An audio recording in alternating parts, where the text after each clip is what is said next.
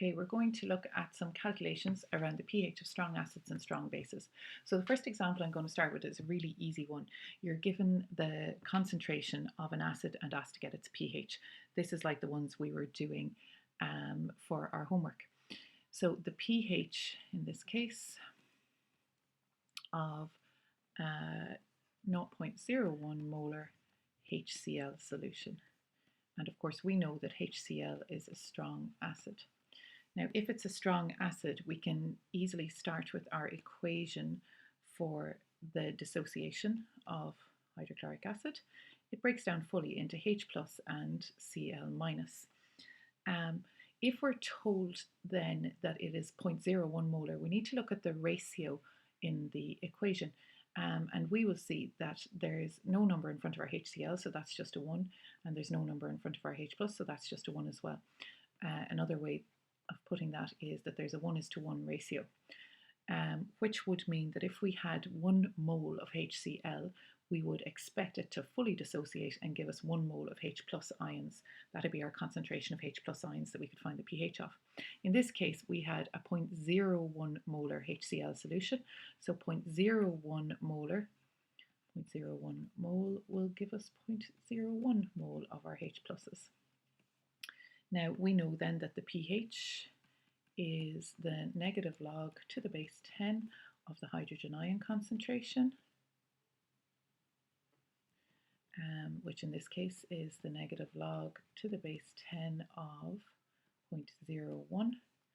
And when you plug that into the calculator, it will work out to be a pH of 2. So that's your easiest example of calculating the pH of a strong acid like hydrochloric acid. Now let's move on to an only slightly more difficult one. Scroll down. Now, if you are given a dibasic acid, so the pH, for example, of 0.4 molar H2SO4.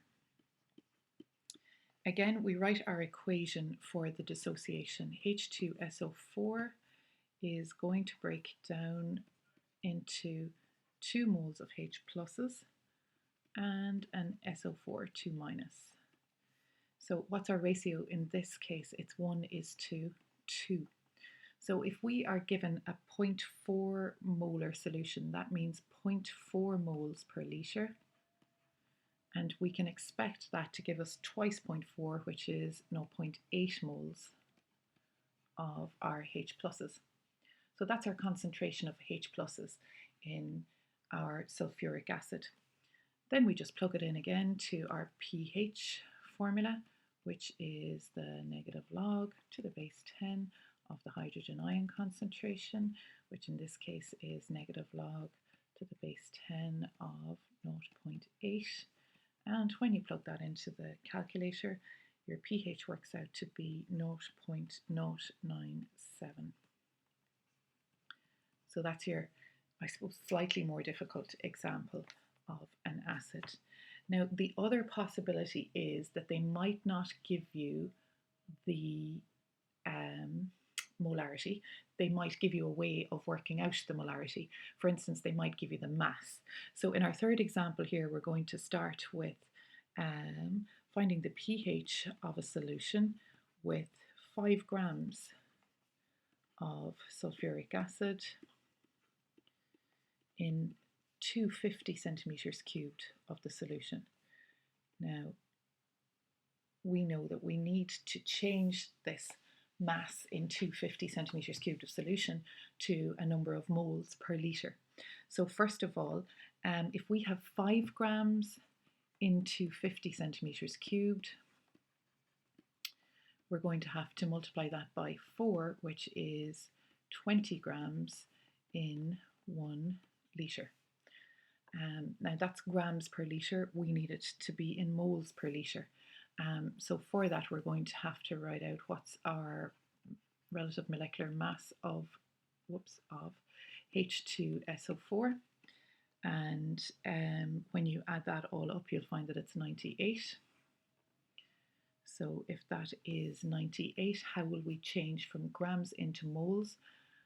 So to go from grams to moles, we put the grams over the RMM.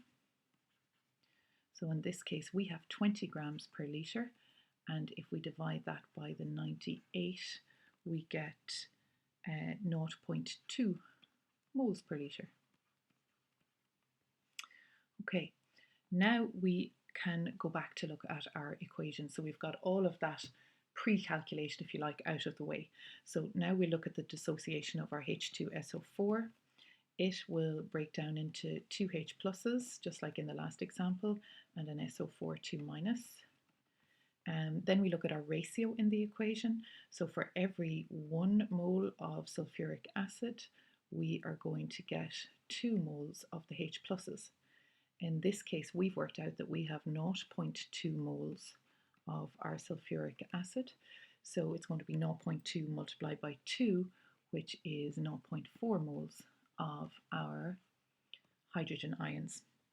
And then finally, we go back to our pH formula, which is the negative log to the base 10 of the hydrogen ion concentration. And we've done all those steps to work out the hydrogen ion concentration. So now we know that that's minus log to the base 10 of my 0.4. And when we plug that in, we find that the pH is 0.398. And that's your slightly more challenging example. Now, the last example I want to show you is how to work out the pH of a base. But I'll just stop this recording for the moment and I'll do that one on a separate sheet.